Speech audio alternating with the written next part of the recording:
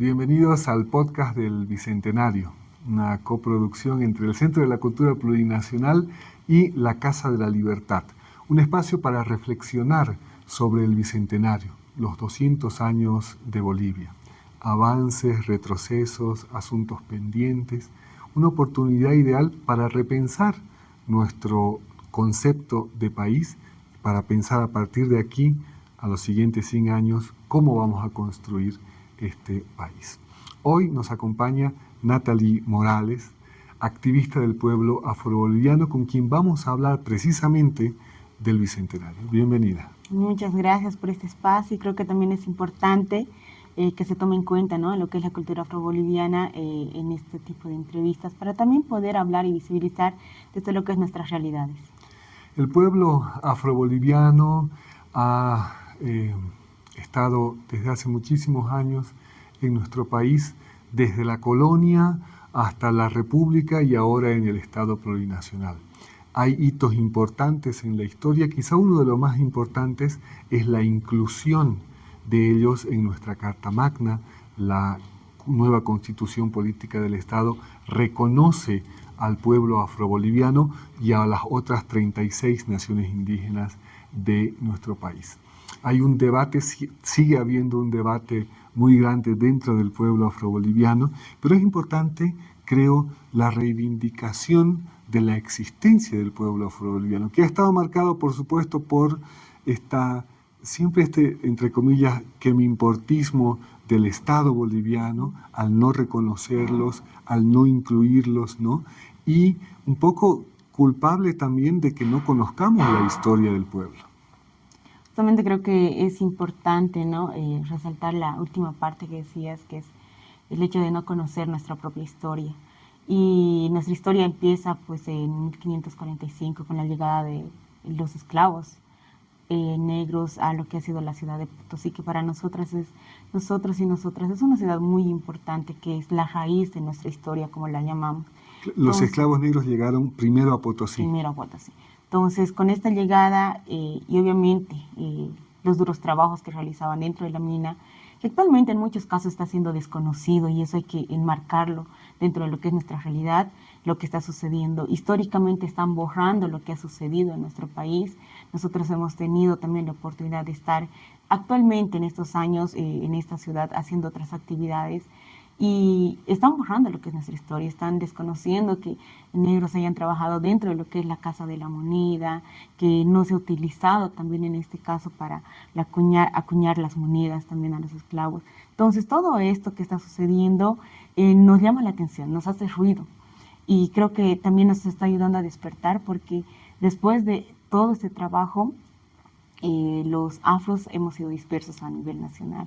Han estado en cualquier rincón de nuestro país, y así lo reconocí cuando tuve la oportunidad de conversar con un comunicador acá en la ciudad de Sucre, donde me decía, pero en Tarija hay, pero no se identifican como afros. Entonces uno encuentra afrodescendientes en cualquier rinconcito de nuestro país, pero se ha hecho este referente, lo que ha sido los Yungas de La Paz, con la llegada de los afrobolivianos allá, porque no aguantaban lo que ha sido lo que es el cambio climático, el frío, trabajo, la altura, que obviamente iba contra su vida, ¿no? Y sobre todo el trato inhumano en el que ellos se encontraban.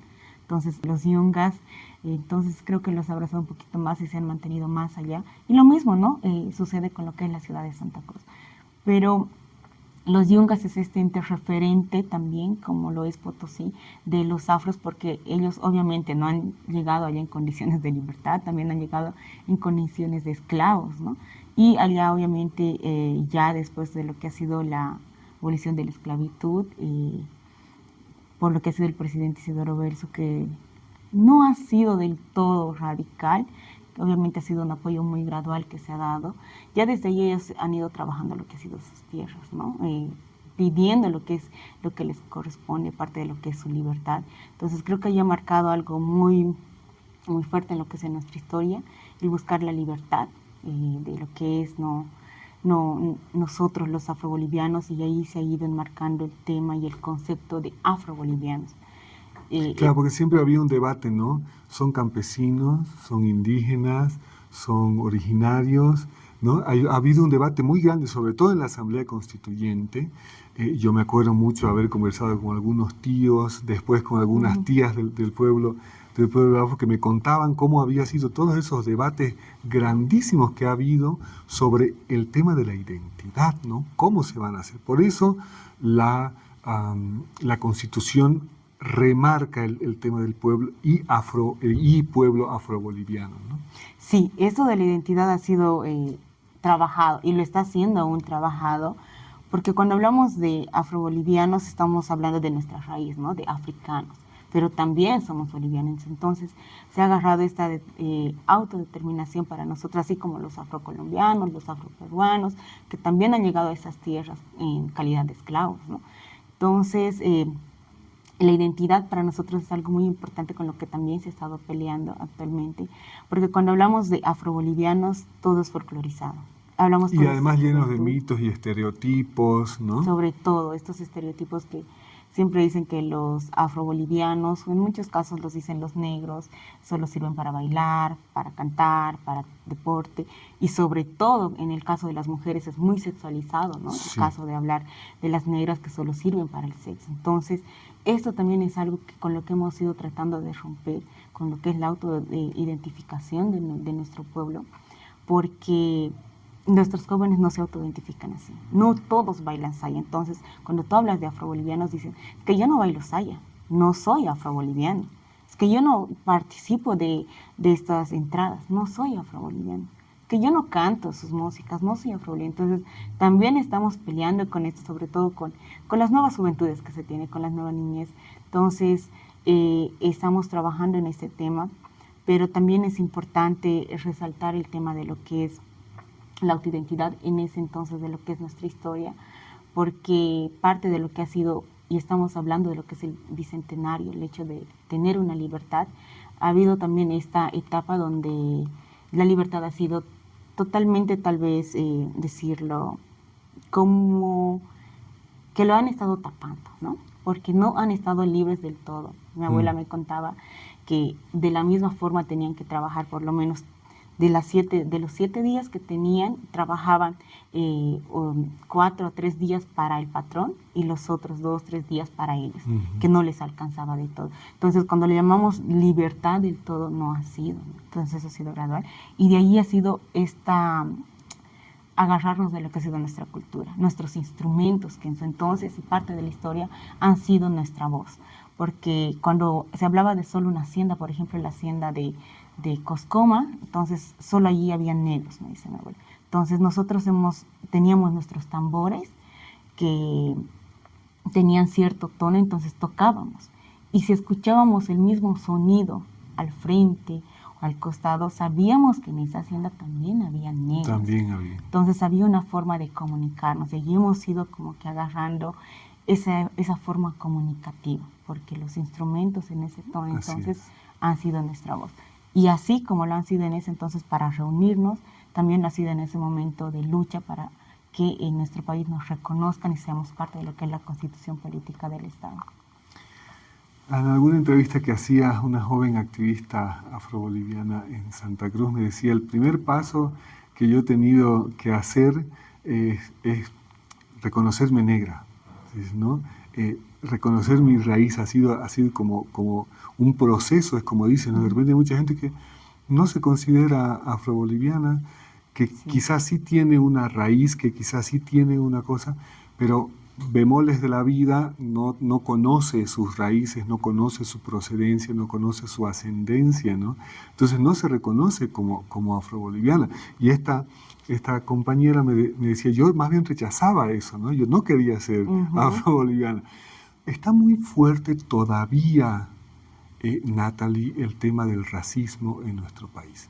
Bolivia sigue teniendo un carácter racista, sigue teniendo un carácter discriminador.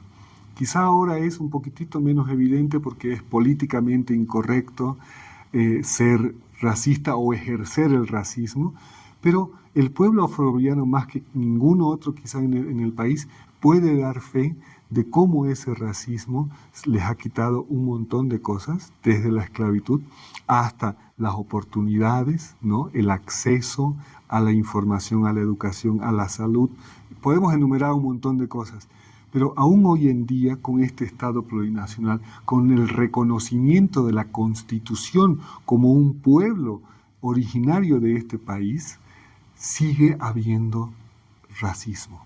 Nunca me voy a olvidar de esa anécdota que contaba el exdiputado Medina, que en paz descanse, cuando a él le pedían el carnet, en su carnet de identidad le pedían en el aeropuerto, cada vez que iba al aeropuerto. Decía, pero señor, yo soy boliviano, ¿no? Soy afroboliviano. Ahí está. Dice, no, usted es extranjero, que no sé qué. ¿Cuántas veces y a cuánta gente le ha pasado eso? Y cosas peores además, ¿no? Seguimos con un asunto pendiente en nuestro país, que es la lucha contra el racismo. Creo que es una lucha muy fuerte que obviamente hemos dado pasos muy grandes, ¿no? Pero sí es una lucha muy fuerte porque cuando nosotros estamos ya pisando lo que es o posicionándonos en estas tierras de lo que es Sucre, yo recuerdo que ya había el tema de lo que es el Día Afroboliviano, que es el 23 de septiembre, ¿no? Que también ha sido una lucha de Jorge Medina, que ha sido nuestro líder. Entonces, nosotros como grupo, como comunidad afro, vinimos a lo que es la gobernación y también he sido parte, ¿no? Porque en ese entonces estaba como presidenta del grupo y conseguimos la reunión, conseguimos el espacio y lo primero que nos dicen al recibirnos es, pero ustedes no son colombianas. Y ha sido tanta mi sorpresa y también mi rabia de decir cómo nuestras autoridades desconocen su propia historia, su propia cultura y hemos sido reconocidos en lo que es la Constitución. Entonces, ¿cómo estamos haciendo, no? Y eso ha sido también como un jalón de orejas para nosotros como líderes de decir, hay que hacer algo. Ese año hemos conseguido hacer una pequeña actividad, pero luego también hemos tocado lo que son las puertas de Casa de la Libertad. Entonces, creo que ahí hemos tenido las puertas abiertas, porque desde entonces hemos ido realizando actividades, siempre en el marco histórico, también cultural, en el marco de hacer conocer lo que ha sido parte de nuestros avances, también de nuestras luchas. Y siempre hemos partido de ese tema de no folclorización de lo que es nuestra cultura. Y allí hemos tratado también de posicionarnos como comunidad afroboliviana en Sucre para también esta lucha de lo que es en contra del racismo. Porque no me voy muy lejos, 6, 7 años que mis sobrinos eran chiquitos, y de ahí nace esta negación al reconocerse afroboliviano. Cuando yo le decía a mi sobrino, ¡ay, tan lindo, mi negrito hermoso!, le decía. Y mi otro sobrino, que era de la misma edad, 6, 5 años, le dice, no le digas negro a mi primo, me yo le digo, ¿por qué? Y él me dice, él no es negro, es cafecito. Y yo, no es cafecito, es negrito, porque nosotros obviamente les decimos negritos de cariño. No negros, una forma de discriminación. Claro, no despectivamente. No despectivamente. Entonces, yo luego, o sea, después del momento, le dije, ¿por qué no quieres que te diga así? Me dice, porque en mi escuela me dicen así y no me gusta. Claro. Entonces, el sentir de mi sobrino me recordó lo que yo he vivido, ¿no? Tal vez otros podamos tener como que un temblante más fuerte, pero muchos niños no lo hacen. Entonces de ahí, desde que nacen, empiezan a rechazar su propia cultura, su propia raza, esto que les da su propia identidad. Entonces, ¿qué es lo que sucede cuando ellos crecen? También se enfrentan con esta discriminación en el momento de ir tal vez al colegio, ir a la universidad, conseguir un trabajo, que en muchos casos también se ha visto este tipo de discriminación. Y en la calle, ¿no? Yo cuando llegué he identificado que Sucre era una ciudad muy racista, porque donde nos veían se pellizcaban, diciendo que el negro es suerte, ¿no? El negrito de la suerte. El negrito de la suerte, agarraban y se peñaban. Yo recuerdo que en ese entonces mis hermanos se agarraban a golpes, era la única forma de hacer entender. Ya con el trabajo que hemos ido realizando, hemos sido parte de lo que es la entrada también en Guadalupe, que nos ha ayudado mucho a visibilizarnos, ¿no? Y es que también ahí se da ese malentendimiento de que solo los afros sirven para bailar y cantar. Bueno, igual ha sido una estrategia que el mismo pueblo afro en los 90, finales de los 90, se propuso hacer, ¿no? Es decir, cómo vamos a visibilizar al pueblo y sus demandas a través de la danza precisamente, ¿no? Después había que hacer como muchas otras cosas más, ¿no? Pero creo que ha sido un camino por el que muchos bolivianos y bolivianas han conocido finalmente a los hermanos y las hermanas a través de la saya, ¿no? Pero entiendo perfectamente que hay que salir también, que se ha convertido en otro estereotipo, ¿no? Se ha ido Finalmente al se ha convertido extremo. al otro extremo Ujú. también, ¿no? Y todo el aporte histórico, humanístico, académico del pueblo boliviano ha quedado en por ejemplo, el acceso a trabajos, como dices, ¿no? La representación política, la representación mediática también, ¿no? Qué importante que es tener siempre un hermano, una hermana afro en la televisión. Bueno, ahora no sé si están en televisión, pero en redes, no sé, en estas cosas, ¿no? Esa representación que al final de cuentas no hace más que enriquecer la cultura boliviana. Sí, es lo que se busca, ¿no? Ya hemos sido parte de muchos espacios. Obviamente uno de los espacios donde primero se ha incursionado ha sido también el ámbito futbolístico, porque muchos Sí, afrobolivianos han formado correcto. parte de equipos muy importantes De la de selección la nacional. selección nacional, y también mi tío ha sido parte de eso y nos contaba, ¿no?, su experiencia. Y ahí también identificas cuando mi hermano ha sido parte de lo que es el fútbol profesional. Yo he sido parte de su hinchada, siempre estaba Claro, presente. hinchando Ajá. siempre. Y no es mucho, mira, te digo, hace 2 años que he estado en el Estadio Patria, donde la misma gente adulta, se pone a gritar despectivamente, a insultarlos, y sobre todo por el color de piel, ¿no? Y te Así das es. cuenta que también, no sé si estamos teniendo un retroceso a los avances que ya hemos tenido, pero creo que hay que hacer algo, no solo con el tema de lo que es la folclorización de el afroboliviano, sino la folclorización a nivel nacional de nuestro país. Porque cuando hablamos de cultura en las unidades educativas, todo se reduce a música y danza. Vemos los libros, es una morenada, una diablada, una chacarera, algo bailando, un traje típico. Y ¿dónde queda la historia? ¿Dónde quedan las costumbres? ¿Dónde quedan las tradiciones? Y nos llama la atención que en ningún momento a nivel educativo que yo he tenido, y actualmente lo tienen mis sobrinos y familiares, no se enseña sobre el tema de lo que es la cultura históricamente de los afrobolivianos, ¿no? Estamos siendo muy visibles por el tema cultural en entradas, en otras participaciones que se tiene, como tú lo dices en redes sociales, ya hay gente, el líder que está haciendo parte de estos espacios, activistas también, y también se está viendo, ¿no?, el tema de lo que es los espacios políticos.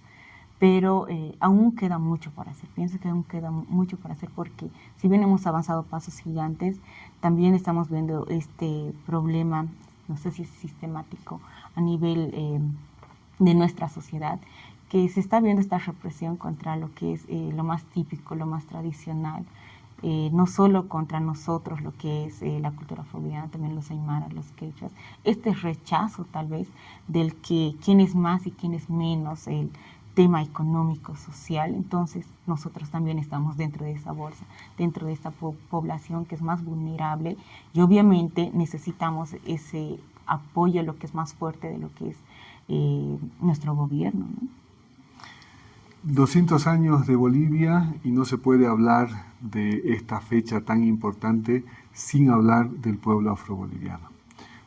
No se puede entender ya el Estado plurinacional sin el pueblo afroboliviano, sin ese reconocimiento a su historia, al aporte que han hecho, a la resistencia que han tenido. Y hemos hablado en distintos podcasts precisamente de la resistencia, ¿no? Cómo han resistido a la esclavitud, a la colonia, a la república. Y es un pueblo que sigue resistiendo, ¿no? Ahora los embates de la globalización, del capitalismo, ¿no? De todo esto que al final busca homogeneizar las culturas. Y lo que vos decías, yo no me considero afro porque no veo a gente afro, no entiendo a la gente afro, estoy viendo otras cosas, ¿no? Y hay una resistencia de una parte del pueblo afroboliviano que está empeñada o empecinada en conservar sus tradiciones, en conservar su vestimenta, su música, su pensamiento, su cosmovisión, y en transmitirla a la siguiente generación, que también es un acto de resistencia en un momento en donde las redes sociales, la comunicación, la velocidad, el sistema económico hace todo lo posible para que no suceda eso.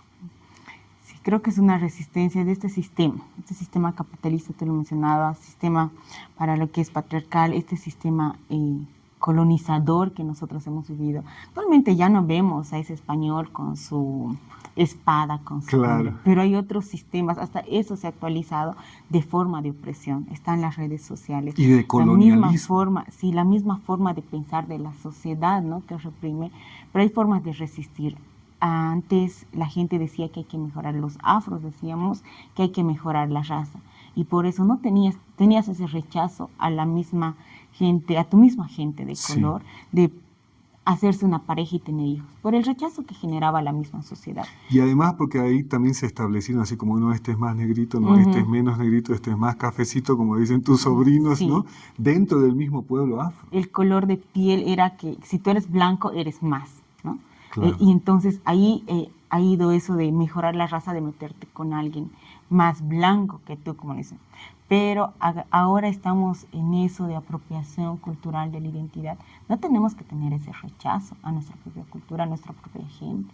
Entonces, cuando hablamos ahora no de mejorar la raza, sino de conservarla, estamos hablando de estar, ¿no? con nuestra misma gente, de formar pareja, de olvidarnos de ese rechazo que nos ha enseñado este sistema, esta discriminación que nos ha enseñado a rechazar nuestra propia gente, nuestra propia cultura. Entonces, ahora creo que estamos viendo de sumarnos, de hacernos más.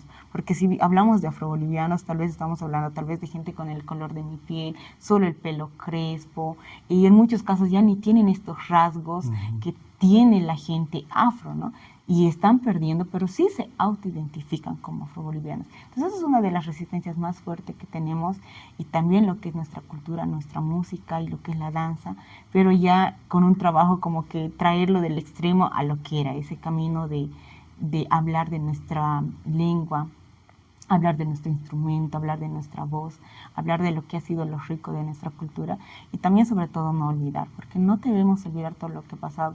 Muchos casos nos dicen cuando hablamos en medios de comunicación, en redes sociales, nos dicen, pero el tema de la esclavitud ya ha pasado, ¿por qué no olvidan? Claro, ¿por qué se siguen quejando? Hay una deuda histórica, si bien yo no lo he vivido de a pie, lo que es el tema de la esclavitud, me cuenta mi abuela todo lo que ha sufrido. Pero estás viendo las consecuencias de eso. Entonces, hay una deuda histórica que se está olvidando, se está tapando con otras cosas. Entonces, pienso que también es un llamado de atención para nosotros los afros, decir dónde ha sido, dónde está dónde ha quedado esta historia que ha hecho que nosotros estemos en este momento en Bolivia. Gracias, Natalie, por estos minutos, por compartir en nuestro podcast. Gracias también a ustedes por abrirnos las puertas y sobre todo por hacernos parte de estos espacios y visibilizarnos, sobre todo visibilizarnos y dar a conocer que la población afroboliviana es parte de este país, somos parte de ese país y obviamente vamos a ser parte de este país más adelante. Gracias, amigos, por haber estado con nosotros en este podcast del Bicentenario desde Sucre. Será hasta otra oportunidad.